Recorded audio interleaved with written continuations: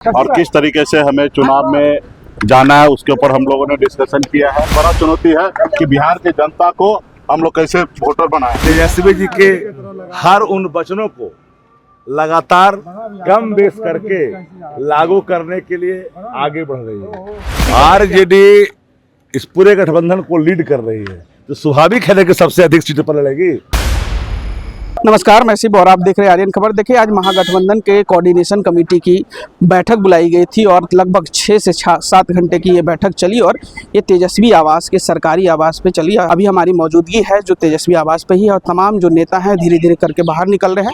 तमाम नेताओं से बातचीत में कोऑर्डिनेशन कमेटी की बैठक में क्या क्या चर्चा हुई, आपको बता दें कि बिहार में विधानसभा चुनाव होना है, उसकी रणनीति तैयारी हो रही है और क्योंकि जो ब्लूप्रिंट चुनावी जो दौर है उस दौर की ब्लूप्रिंट जो तैयार है, उस कोऑर्डिनेशन कमेटी में बैठक में निर्णय लिया गया। क्या कुछ कह रहे हैं मुकेश सहनी और तमाम महागठबंधन के नेता, पहले आपको एक एक करके वो सुनवाते हैं। देखिए, महागठबंधन के सभी दल बैठे थे और हमारे जितने भी सब कमेटी है सभी कमेटी के साथ हम लोग बारी बारी बैठक किए हैं और किस तरीके से हमें चुनाव में जाना है उसके ऊपर हम लोगों ने डिस्कशन किया है। अभी सबसे बड़ा मुद्दा जो हम लोगों के बीच में है, जो बिहार के जो जनता है, जो वोटर है, उनको कहीं ना कहीं वोटर लिस्ट से बाहर निकालने का जो षड्यंत्र चुनाव आयोग की तरफ और सरकार की तरफ से किया जा रहा है, उसको सबसे बड़ा चैलेंज लेकर हम लोग उसमें क्या कर सकते हैं, जो महागठबंधन हमारे तमाम पार्टी सभी नेतागण क्या कर सकते हैं उसके ऊपर हम लोग काम करें। सबसे दुखद बात यह है कि जितने भी लोग पेपर जमा कर रहे हैं बीएलओ के पास, उनको रिसीविंग नहीं दे रहे हैं कि कल कोई साबित नहीं कर पाएगा कि हमने पेपर जमा किया कि नहीं किया। कल हो सकता है कि वो कल जब सूची जारी करे उसमें हो सकता है जो लोग पेपर जमा किए उनको पेपर नहीं बताएंगे कि वो जमा किए हैं, तो कोई लोग कुछ कर नहीं सकते। और चुनाव आयोग भी रोज डेली टू डेली रिपोर्ट सार्वजनिक नहीं कर रहे। उसके बाद बहुत ऐसे जगह बगैर पेपर का जमा किया जा रहा है, सिर्फ आधार कार्ड का नंबर लिया जा रहा है, कुछ जगह बगैर पेपर का लिया जा रहा है। 1-2% ही ऐसा जगह है जहाँ चुनाव आयोग का जो गाइडलाइन है 11 दस्तावेज, उस दस्तावेज की जगह लिया जा रहा है। तो आज वो कह रहे हैं कि हम 74% कंप्लीट कर लिए हैं, तो बताइए कि उसमें पेपर के तहत आपने कितना परसेंटेज कंप्लीट किया है। आप सिर्फ पेपर लेना ही है, जो जब तक आप अपने जो चुनाव आयोग की तरफ से जो गाइडलाइन है उसके तहत जब तक नहीं काम होगा तब तक ये अनवैलिड है। तो जब तक 2-3% ही आपने पेपर लिया है तो उसका बाकी का पेपर आप कब लेंगे, आपके पास समय कहाँ है।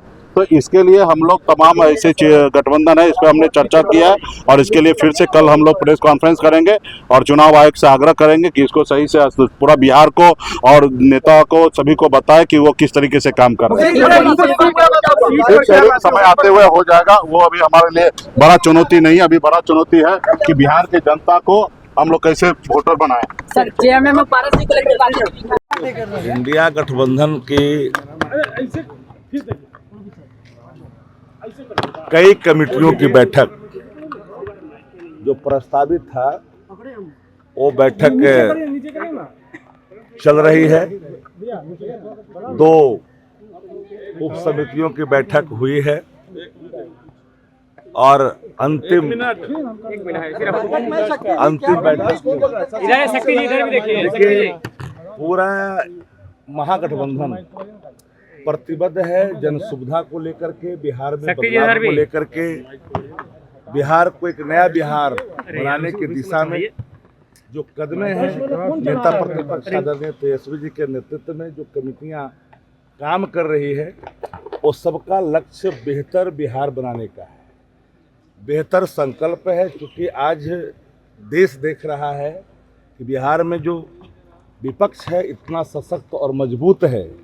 इधर भी देखिए, तेजस्वी जी के विकास वाले रोड मैप पर सत्ता प्रतिष्ठान को नाक रगड़नी पड़ेगी। और आप यह भी जानते हैं कि जो विद्यार्थी कमजोर होता है वो आजकल कॉपीराइट ज्यादा करता है। आप देखते होंगे सोशल मीडिया में जिनको लिखने नहीं आता है तो कट पेस्ट मारता है जी। तो ये सरकार पूरी तौर पर कट पेस्ट मारने में विश्वास रखती है। तेजस्वी जी के हर उन वचनों को लगातार कम बेस करके लागू करने के लिए आगे बढ़ रही है। और हम लोग पहले भी कहा था कि सत्ता प्रतिष्ठान को कान पकड़ करके उठा बैठी करा करके इन घोषणाओं को बिहार में लागू करवाएंगे। और आज नतीजे लब्बो लबाब आप सभी साथियों के बीच खुल कर के आई है कि अब 100 यूनिट बिजली की बात करें। हम तो 200 से नीचे हटेंगे नहीं, 200 तो हम करेंगे ही। हमने 1500 कहा था, वृद्धजन का, विधवा का, विकलांग का, उस सबका हम लोग 1500 भी करेंगे, 1100 पर अब आए हैं। माई बहन मान योजना भी करना पड़ेगा, याद रखिएगा, यह भी करना पड़ेगा। बिहार के मुख्यमंत्री अचेत हैं, कोई विजन नहीं है।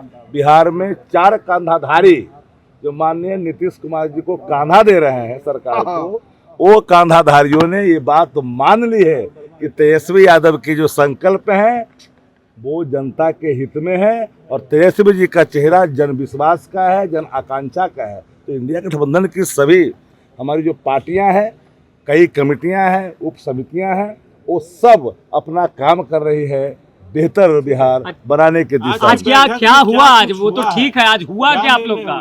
वही तो बताया आपको। निर्णय क्या हुआ? निर्णय यही है कि और चीजों को लगातार की जा रही है और जिसकी आपकी उम्मीद है, जिसकी जिज्ञासा आपको है, यहाँ कोई दिक्कत नहीं है। जहाँ धमकी मिल रही है, अब जरा एक बात बता दीजिए कि एनडीए का कोई घटक दल के अंदर ये ताकत है कि सीना ठोक करके कहे भाजपा के सामने कि हम इतना सीट हमको चाहिए?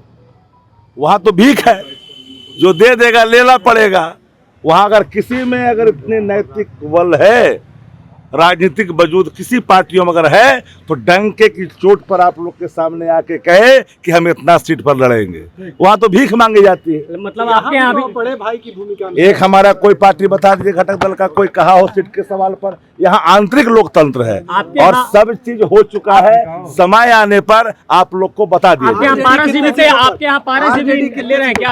आरजेडी इस पूरे गठबंधन को लीड कर रही है, तो स्वाभाविक है कि सबसे अधिक सीटें पर लड़ेगी। तेजस्वी यादव मुख्यमंत्री। अच्छा, अब इसमें कोई बचा हुआ है क्या? 2020 में नेतृत्व कौन कर रहा था? गठबंधन ने किसे मुख्यमंत्री का चेहरा माना? कोऑर्डिनेशन कमेटी के भी चेयरमैन कौन है? क्या कहा अखिलेश सिंह ने, क्या कहा कन्हैया जी ने? अब सब बात बार बार हर व्यक्ति से पूछे चलिएगा। लेकिन नहीं बोलेंगे बाकी कन्हैया जी कांग्रेस के नहीं है, अखिलेश सिंह कांग्रेस के नहीं है। अब हर व्यक्ति से पूछवाना चाहते हैं। जो बातें ऑलरेडी स्पष्ट है कि नेता प्रतिपक्ष आदरणीय Tejashwi Yadav ji coordination committee India गठबंधन के वो चेयरमैन हैं, उनके नेतृत्व में चुनाव होगा और वही बिहार के मुख्यमंत्री के चेहरे भी होंगे। ठीक। बेनाम जो है अभी जो सरकार बनी है, अपना जो जिसको हम लोग कहते हैं कि झूठ बोलने वाली पार्टी, बड़का झूठा पार्टी, 17 महीना बेनाम आदरणीय तेजस्वी यादव का 17 महीना का जो काल था, नौकरी मिला। जिस तरह से 17 महीना में एक डेटा आया है, उसमें जो है पलायन को भी रोका गया है, तो उसको उसी को चुनाव के मुद्दा में हम लोग लेके जाएंगे। रोजगार जो है और खून चुसवा मतलब इलेक्ट्रॉनिक मीटर, तो खून चुसवा जो है हम लोग 200 यूनिट जो फ्री दिए थे और सरकार हम लोग का जो नकल कर रही है। अभी 100 यूनिट फ्री होने का बात आ रहा है, अभी हुआ नहीं है। हो गया है क्या? अभी नहीं ना हुआ है। 100 यूनिट फ्री का अभी हवा उड़ाए हुए है, तो हम लोग तो 200 यूनिट फ्री देंगे। पेंशन ही बढ़ाए, वृद्धा पेंशन मतलब 20 साल में समझिए कि जोड़ के देखिएगा तो 1 रुपया के हिसाब से ही पेंशन बढ़ाए। आज हमारा जो ताकत है, जो इंडिया गठबंधन की, उसकी आवाज़ गांव-गांव तक गूंज रही है और लोग जान रहे हैं कि बिहार का जो है परिवर्तन चाहता है। ये बताइए ना, जो बैठक हुई है, ये 5वीं बैठक है आप लोग का निर्णय क्यों नहीं हो पा रहा है?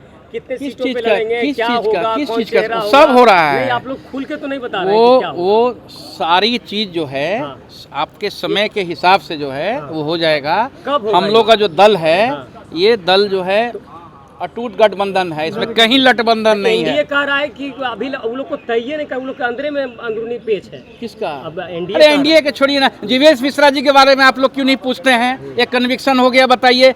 नकली दवाई कंपनी चलाने वाला मंत्री पद में कैसे है बताइए? आप लोग बोलिए, पूछिए, कोई हम लोग से पूछ रहा है? जीवेश मिश्रा क्यों नहीं इस्तीफा दे रहे हैं? जीवेश मिश्रा जी को कोर्टे ने कन्विक्शन किया है। कानून जो बाबा भीमराव अंबेडकर साहब का जो कानून बना हुआ था उसी के तहत ना हुआ है। फिर अपमान कर रहा है बीजेपी, अंबेडकर साहब का जो कानून बनाया हुआ है उसको फिर जो है बेइज्जत करने का काम कर रहा है। आप लोग ये पूछना चाहिए ना कि जीवेश मिश्रा का इस्तीफा आप लोग क्यों नहीं मांग रहे हैं। जीवेश मिश्रा का तो इस्तीफा दे देना चाहिए ना स्वयं से। अगर हमारा अभी किसी का रहता तो हाय तौबा हाय तौबा हाय तौबा छाती पीटते रहता बड़का झूठा पार्टी।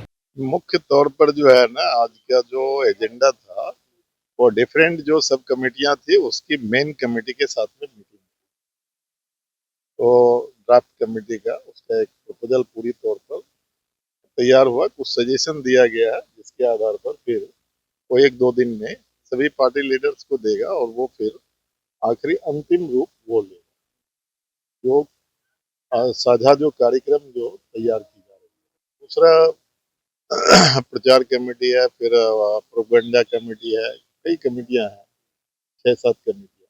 अभी भी एक लीगल कमेटी की बैठक अब शुरू होगी, तो वो सब चल रही है।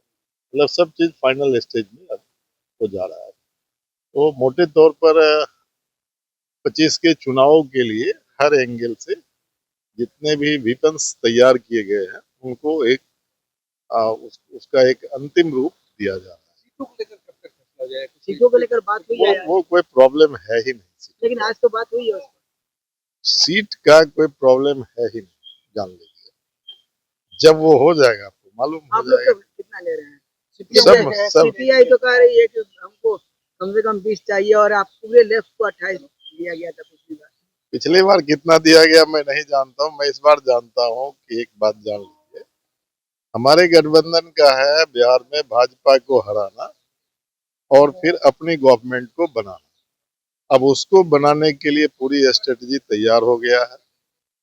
जिनकी जितना मतलब क्षमता है, उसके आधार क्षेत्र है, उसके आधार पर ये तय हो गया कि उसको सबको उतना सम्मानजनक सीटें मिली। लेकिन खुलासा सब वो चल रहा है, वो अंतिम रूप आने के बाद ही तो लोग बोलेगा। वो सभी बातें चल रही है, स्मूथली चल रही है, कहीं किसी सीटों पर कोई टकराहट नहीं है और होना नहीं। तो आपने साफ तरीके से महागठबंधन के नेताओं की बातों को सुना होगा। वो कोऑर्डिनेशन कमेटी की बैठक में आज है जो ब्लूप्रिंट पे चर्चा की गई कि चुनावी समय है और चुनावी समय में किस तरीके से प्रचार प्रसार से लेकर जो चुनावी जो दौर है उस दौर की ब्लूप्रिंट तैयार कैसे की जाए, योजनाएं किस तरीके से हो, सभी लगभग फाइनल जो चुनावी दौरा है, चुनावी जो समय है उस समय में किस तरीके से महागठबंधन अपनी भागीदारी निभाएगी, कौन पार्टी किस तरीके से आने वाले दिनों में काम करेगा, उसकी जो ब्लूप्रिंट है वो तैयार हो चुकी है। अब देखना होगा ये ब्लूप्रिंट का फायदा 2025 के बिहार विधानसभा चुनाव में कितना कारगर होता है। बने रहिए आर्यन खबर के साथ। अभी के लिए बहुत बहुत शुक्रिया।